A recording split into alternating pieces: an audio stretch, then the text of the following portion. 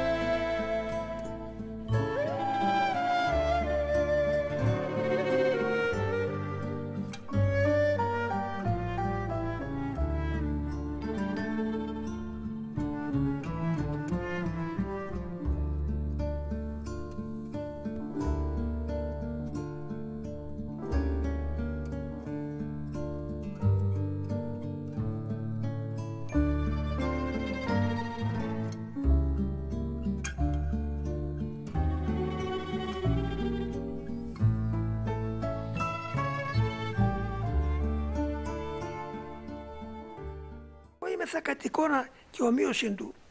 Ο Θεός είναι η αυτούσιος αυτοαγάπη. Άρα το θεμέλιο μας είναι η αγάπη.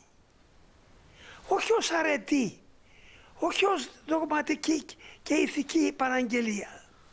Είναι στοιχείο της οντολογίας μας. Γιατί προσέξτε να δείτε, όταν φύγει η αγάπη από την προσωπικότητα, βλέπετε ότι ο άνθρωπος αμέσως είναι ταραγμένος. Άμα δεν υπάρχει μέσα αγάπη, η προσωπικότητα δεν συνιστάται πλέον.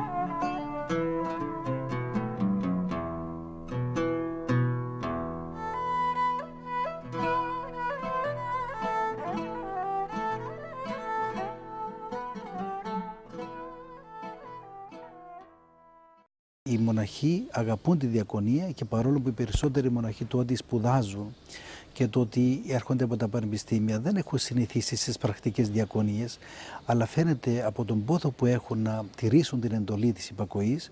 Εν τούτοις πολλές φορές τους βάζουμε σε μερικά διακονήματα τα οποία δεν είχαν καμία ανέφεση ως χαρακτήρες και από την πίστη που δείχνουν προς το Θεό και από τη θυσιαστική διάθεση τους βοηθάει χάρη σου του και γίνονται πάρα πολύ καλοί διακονητές, ιδιαιτέρως στα τεχνικά διακονήματα σαν οι ηλεκτρολόγοι μας, οι μηχανολόγοι μας, οι μηχανικοί μας, οι τεχνικοί μας, αυτοί οι πατέρες που είναι στον κήπο που πολλές φορές δεν ασχολήθηκαν ποτέ με τον κήπο.